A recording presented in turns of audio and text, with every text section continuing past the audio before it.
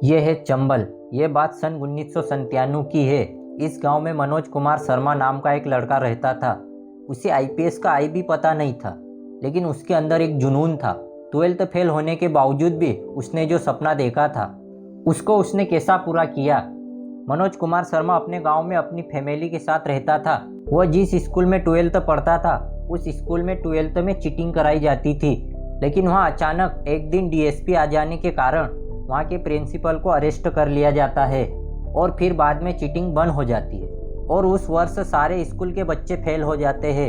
एक दुर्घटना के बाद मनोज की उस डीएसपी से मुलाकात होती है और मनोज कुमार शर्मा डीएसपी से पूछते हैं कि सर मुझे आपके जैसे बनना है। तो डीएसपी सर बोले कि तो आपको चीटिंग छोड़ना होगी। उसके बाद मनोज ने 12th में सारे स्कूल के बच्चे चीटिंग करते थे, लेकिन मनोज ने चीटिंग नहीं की और उसका बीए बैचलर कंप्लीट होने के बाद वह दिल्ली चले गया आईपीएस की तैयारी करने के लिए।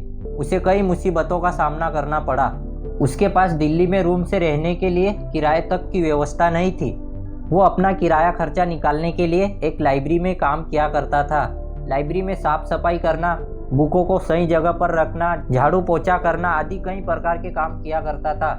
लेकिन एक दिन ऐसा आया कि उसको उस लाइब्रेरी के मालिक ने रद्दी को बेचने के लिए कहा था।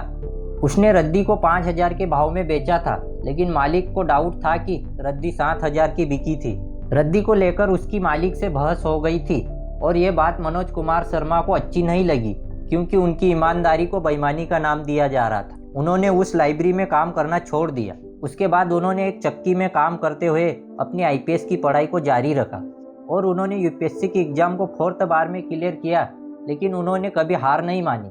उनका ये लास्ट अटेम्प्ट था। और एक बात यहाँ पर बहुत इम्पोर्टेंट है, जब उनका इंटरव्यू हुआ तो उनको यह पूछा गया कि तुम 12th में फेल कैसे हुए।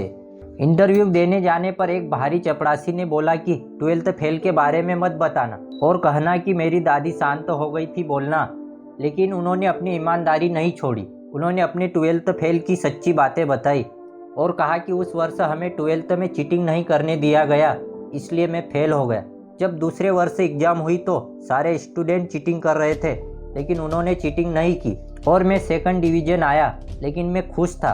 ईमानदारी की खुशी की बात ही कुछ अलग होती है। साथियों, जब हमारा रास्ता क्लियर होता है और रास्ते में कोई उतार चढ़ाव नहीं दिखता है और लक्ष्य क्लियर होता है, तो हमें कॉन्फिडेंस होता है कि मेरे लक्ष्य में चाहे जितनी रुकावटें आए, लेकिन मैं कभी पीछे नहीं हटूंगा। जैसे आसमान में बादल छाए हुए रहते हैं, लेकिन जब आसमान साफ दिखाई देता है तो सूरज स्पष्ट रूप से दिखाई देता है। बस हमें सूरज को टच करने की दूरी तय करना है। ठीक उसी प्रकार जब हमने सोच लिया है कि हमें ये करना है तो बस करना है। बस उस तक पहुंचने तक की हमें दूरी तय करना है। ये कहानी मनोज कुमार शर्मा की नहीं, ये हम सबकी है। बस देर है तो हमें कुछ करके दिखाने की। अगर उन्होंने करके दिखा दिया है तो हम भी करके दिखा सकते हैं। बस हमें अपने आप पर विश्वास करना होगा। हमें अपने अंदर की आग को बाहर निकालना होगा। रास्ते में आएगी रुकावटें, बस हमें चलते रहना है जब तक हम अपने लक्ष्य तक ना पहुंच जाए। दोस्तों, यह स्टोरी आपको कैसी लगी है? अगर आपको 12th फेल बुक स्टोरी पर पूरा वीडियो देखना चाहते हैं तो कमेंट सेक्शन में यस टाइप करके लिखिए और हमें सपोर्ट करें। साथियों, इस वीडियो को सभी तक शेयर करें और चैनल पर नए हो तो चैनल को सब्सक्राइब और लाइक करें। मिलते हैं एक और बेहतर वीडियो के साथ। तब तक रखिए अपना बेहतर ख्याल। जय हिंद, जय भारत।